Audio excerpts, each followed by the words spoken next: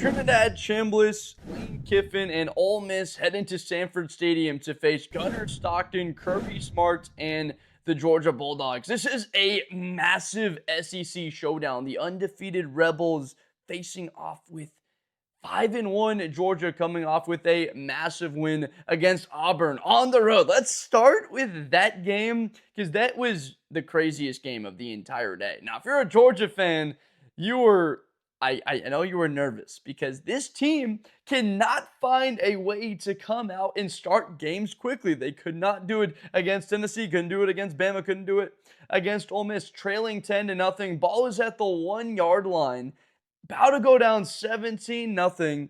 And Jackson Arnold fumbles the football. It is knocked out. It goes to review. And who am I to say that it crossed? Would you bet your life on it that it crossed? I'm certainly not betting my life on it. I wouldn't have bet $100 that it actually legitimately crossed. I think it did. But look, is there a definitive, indisputable angle? I don't really know. I feel for Auburn fans. I really do. Ole Miss probably thinks that, yeah, Georgia might have got one there. Georgia fans probably thinking maybe they got one there. But there's still that much football left to be played in that game. Auburn had only 20 yards for, I believe, like the next 25 minutes of game time, and the game completely flipped to the way that game had started with Georgia with a bad start. Ole Miss, they have to take the opportunity and hit that bullseye by coming out starting fast. Georgia's just letting teams come out storming right off the gates, letting them drive the length of the field and hit the big deep throws and run the football. Just about everything that they want to do offensively, they're able to do against Georgia. Georgia has not been able to stop anyone in the first, 12, 15 minutes of a game. They've played better in that second quarter window, starting to adjust. But for those first 15 minutes, offensively, it's like, come on, let's go. Let's get started here. Getting Gunner Stockton a little bit more aggressive because this guy in the big moments, it's like they couldn't convert any third downs. And then on that final drive to sort of seal the game there, come on, we gotta take a knee. We take a knee. You end the game. Instead he's diving head first, could get injured on that. I understand it. That's what the man is, and that's what he is. It almost like seemingly looked like Kirby's like, what are we doing? And then Gunner's like, that's who I am, man. I dive into the end zone and I score touchdowns.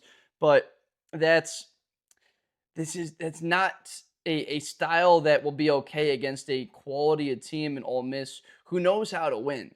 The win against Washington State, that team had no panic in them. It just felt like they were going to be able to pull that thing out. Do they have to be better in the red zone? Absolutely. Lane Kiffen not happy with their red zone performance as an offense and not happy at all with the way that the student section showed up. He equated them to be about the same. You have to be better in both departments. Well, luckily for them, this one's in Georgia, so don't exactly know how much of a student section presence there will be there at Sanford Stadium. This is an awesome matchup because the winner of this game is just about set up in a position where both teams control their destiny to get to the SEC championship game, but almost be like that one favorite. Like the winner of this game has a path in their sense. Like there's Alabama on a one-way straight, but Georgia's like, all right, Texas, we're going to get to play Texas. Ole Miss is like, you beat them, you're at that point 7-0, undefeated in the SEC. This game is massive also because the loser,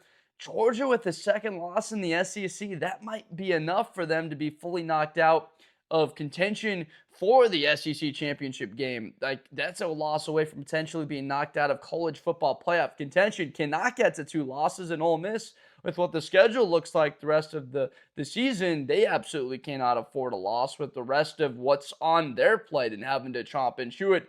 That's what's incredible about college football in this day and age, and this matchup is how similar it is to the NFL. That you could say Georgia coming into this game as the favorite, as the team that came out here and win, and you could absolutely see Ole Miss being able to pull out a win here. Now, how would Ole Miss pull the upset? How would they go into Sanford and actually be able to win this game? Well, for one thing, they can stop the run well. They've got great players on that front and pass rushers. I like Princewell, Yellen, Suntarine, Perkins. This Ole Miss front can get after the passer, but Georgia, they could not run the football all that well against Auburn.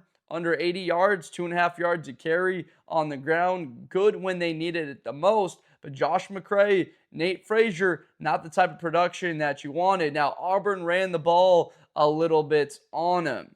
Jackson Arnold did have success. Now, Trinidad Chambliss, he brings that athlete in him, that dual threat, the ability to extend plays, pick up first downs with his legs.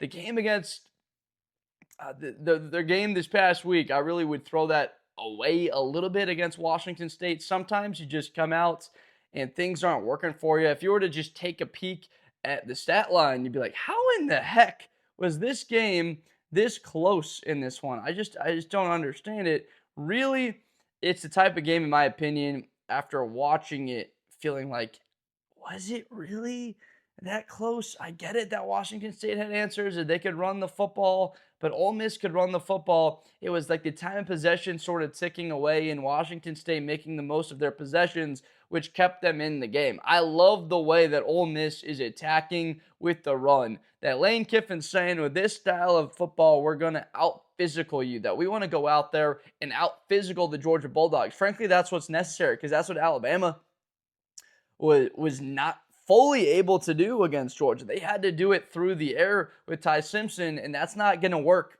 against Georgia this time. They are going to need yards on the ground. Now, they won't need 4.5, 5 yards to carry, but something certainly that's 4.2, 4.1, good enough for them. They'll have to be good on third down. They'll have to get a takeaway when they need it, be good in the red zone. All those boring things that coaches talk about, that's what's necessary to go on the road and beat Georgia. Georgia at home, they may have lost to Bama, but this is still one of the most dangerous teams in the country when they get a game at home and control in their environment. Now, we talk a little bit about offensive play and coaching.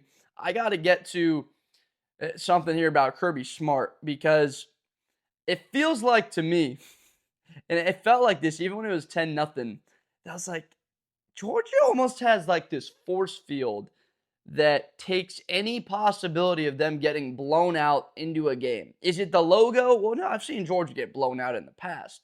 But when Kirby Smart's there, it's as if teams are incapable of taking the necessary advantages of not shooting themselves in the foot because of Kirby Smart. They almost feel like they don't have to go the straight line. They need to get creative and out-coach Kirby when, frankly, I don't know if anyone can out-coach Kirby. Now that Nick Saban's gone, is there coaches that can out-coach him? Like Kalen DeBoer had to circumvent and come up with his own plan to beat Georgia on that given day, and that was around number 15. That was around their starting quarterback, Ty Simpson. That was around their defense holding up as well as they could. But Kirby Smart in that squad, they didn't allow any points in that second half. So this is to say, Ole Miss, that you get up 7-3, you gotta just put them down. You have to try and win it in the first half when you can, when you have that ride of momentum. It's like Georgia Tech last year, just letting Georgia kind of hang around, and then Carson Beck just striking fire, hanging into that football game, and then boom, there's the fumble. Georgia is always going to be there to take their opportunities. They fight, they scrap for every yard. They will be a team that never has a problem going into the deep end of the pool. Why? Because they can breathe underwater seemingly. They're fine going into the sewers. They're fine playing on the moon. They'll play you anywhere. They don't care. Your house, they can play in the North Sea. It doesn't matter. The choppy waters, it doesn't bother Georgia, the environment. But when they get at home, it is another animal. It is to a different level to that. But that does not mean that they cannot be exposed to slow starts. So for Ole Miss to win this game, I believe they need to start fast and get out to a lead. Because when Georgia's able to loosen up, they can get the ball to Nate Frazier more often, get Gunnar Stockton involved with his legs, and then they can take their shots to Zachariah Branch, to Colby Young, to Thomas. Then this team really starts to lean on you. And then the pass rush, which frankly just has not been there. Georgia just about kind of in the bottom of the Southeast Conference in the sense of getting pressure and getting after the quarterback. That was a major strength for them and the talent that they have. A year ago, 2 first-round picks as edge players, and frankly, that's just not what they have. That's just not the way that they're built in 2025, that they can adapt, that they just don't have that ability to lean on you. I think that it comes down to coaching, whether or not Lane Kiffin's message is fully received that they truly believe that they are the better team and can win this game. Because I think if they truly do believe that, and that's the way it's perceived, it's just like Kurt Cignetti in Indiana. This game is no tougher than Indiana going into Outson and beating Oregon Ducks and ending there, which was the longest win streak at home for a college team. It's the same thing for Ole Miss. They go in there, Chambliss plays with confidence, gets the football out on time, scrambles for his first downs, and they play their style and don't try and circumvent or reinvent the wheel, try and win a game. Yeah, they can absolutely beat Georgia. I've got this game being close, but more often than not, you get Georgia into a home-type environment after a big win like they had, the confidence coming. I got to go with Georgia at home. Kirby Smart defends the home turf at Sanford. They win 27-21. They come up with the win. Now, this will be my last note here. That play by Caden Lee, Ole Miss, game-sealing touchdown on 3rd and 8, makes 2 guys miss. That's unbelievable. That's just great stuff. It gave them that large lead. I know Washington State kind of had the shot there at the end, but that was just terrific play. Then you have a talented guy like that can make a play for you. It really gives you a sense of a nature. I love Ole Miss. I love this matchup. I just think that Georgia's going to win it. Let me know down below who you think wins, whether I'm right or wrong. I want to hear from you. I appreciate you so much for watching. If you enjoyed this Blitz with Blender video, please subscribe for more content in the future. I make college and NFL videos every day. It's awesome that we're to this part of the schedule. Now we're getting to the middle part of October, that every one of these matchups can potentially alter the course of a season for somebody. That this is the NFL, basically, when you talk about the Southeast Conference and the level of talent, how it's been equated now with NIL. We just get great close matchups, and they look like they're going to be classics, just about every single one of them. Last weekend was a monster for games. This is another one, 8 or 9 huge games. So I appreciate you. Thank you for watching. And I, of course, will see you guys next time. Thank you so much. Best player in college football. That Georgia and Ohio State game, New Year's Eve, is going to be a classic. Josh Blunder. Hi, everybody. I'm Josh Blunder. To the 40, 35, 30, Espinosa to the 20.